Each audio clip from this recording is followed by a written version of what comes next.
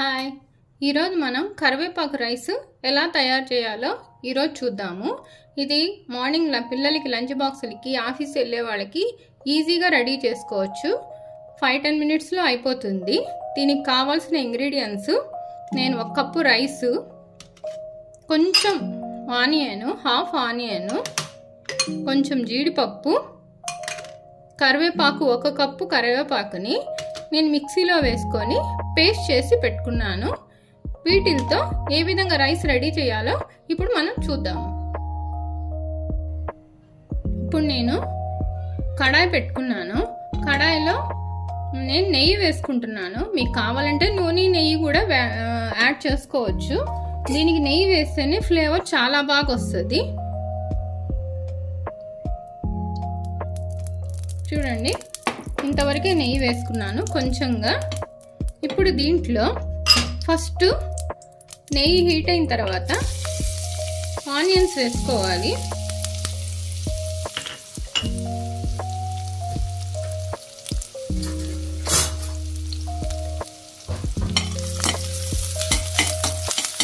Onion కొంచెం బాగా లైట్గా బ్రౌన్ వస్తే చాలు, ఎక్కువ వేగాల్సిన అవసరం కూడా లేదు.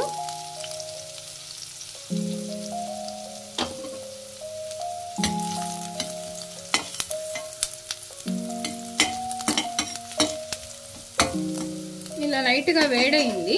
ఇప్పుడు దీంట్లో కొంచెం జీడిపప్పు తీసుకుంటున్నాను. నేను బాగా జీడిపప్పుని చాలా చిన్నగా పీసెస్గా చేశాను.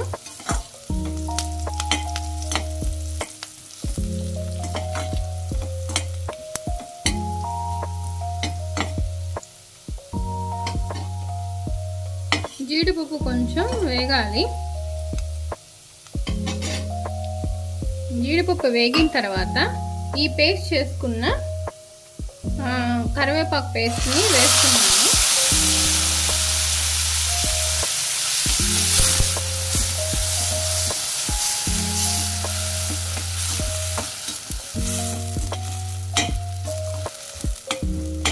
కరివేపాకు పేస్ట్ వేసిన తర్వాత దీంట్లో నేను కొంచెం పసుపు, చూడండి కొంచెంగా వేస్తున్నాను, ఎక్కువ వేయట్లేదు.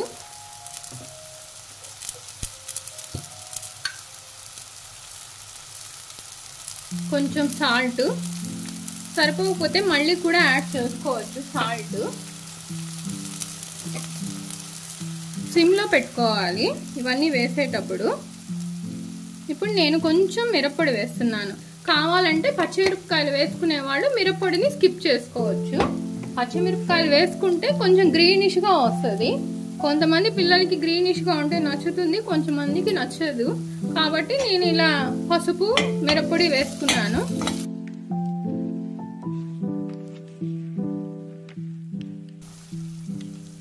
లేదు మీ పిల్లలు గ్రీన్గా ఉంటే కూడా తింటారు అనుకుంటే అది మీ ఆప్షన్. మీకు ఎలా కావాలంటే అలా చేసుకోవచ్చు. ఇప్పుడు ఇది బాగా ఫ్రై అవ్వాలి, వేగి ఆయిల్ బయటికి రావాలి. అప్పుడే దీంట్లో మనం రైస్ యాడ్ చేసుకోవడానికి అవుతుంది. మీరు ఆయిల్ సరిపోదు అనుకున్నప్పుడు నూనె కూడా కొంచెం యాడ్ చేసుకోవచ్చు. నాకైతే ఇప్పుడు సరిపోతుంది. కొంచెం ఈ కరివేపాకు బాగా ఫ్రై అయ్యి కొంచెం స్మెల్ బాగా రావాలి, ఫ్రై అయిన స్మెల్ రావాలి. అప్పుడు దాకా దీన్ని సిమ్లో పెట్టుకొని వేయించుకోవాలి.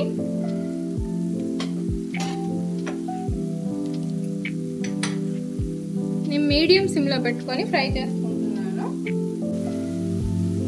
ఇది హెల్త్కి చాలా మంచిది. వారానికి కనీసం 2 టైమ్స్ అన్నా దీన్ని చేసి మీ పిల్లలకి పెట్టవచ్చు మీరు లంచ్ బాక్స్కి. అలాగే దీంట్లో కూడా ఎగ్ కూడా మిక్స్ చేసుకోవచ్చు. ఎగ్ కూడా మిక్స్ చేసుకుంటే ఎగ్ ఫ్రైడ్ రైస్ లాగా కూడా అవుతుంది. కాదు అనుకుంటే ప్లెయిన్గా కూడా మీరు ఇలాగే చేసుకోవచ్చు.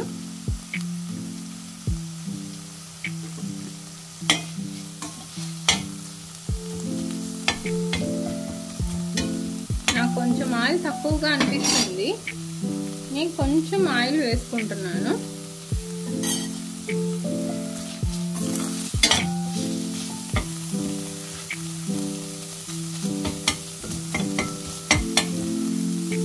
కరివేపాకులో ఉన్న కొంచెం పచ్చి వాసన పోవాలి.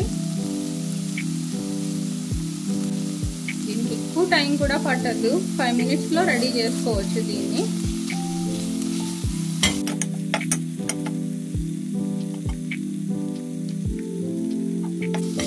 ఇప్పుడు ఇలా ఫ్రై అయిన తర్వాత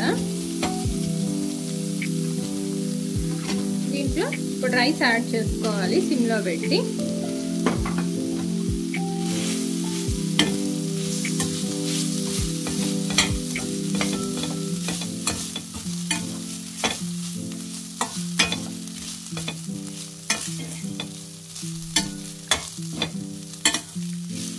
రైస్ యాడ్ చేసుకొని కారం ఇంకా కావాలనుకున్న వాళ్ళు వేసుకోవచ్చు, లేదు అంటే ఇంట్లో ఉప్పు ఎంతవరకు సరిపోతుందో చూసుకొని వేసుకోండి.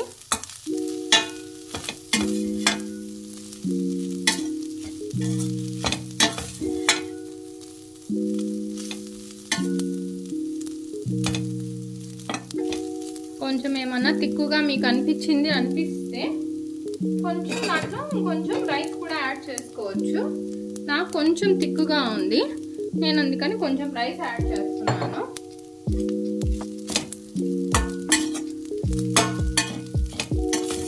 అంతా కూడా సిమ్లో పెట్టుకొని చేసుకోండి.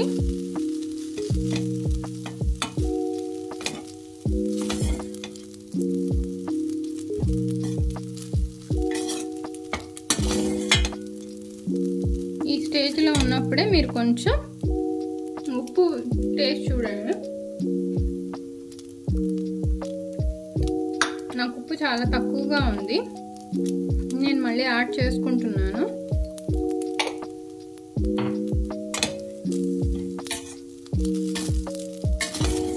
దీంట్లో మీరు కావాలంటే బాదం పప్పుల పౌడర్ కానీ కాజు పౌడర్ కానీ ఏదైనా మీ పిల్లలకి హెల్తీగా కూడా మిక్స్ చేసుకోవచ్చు.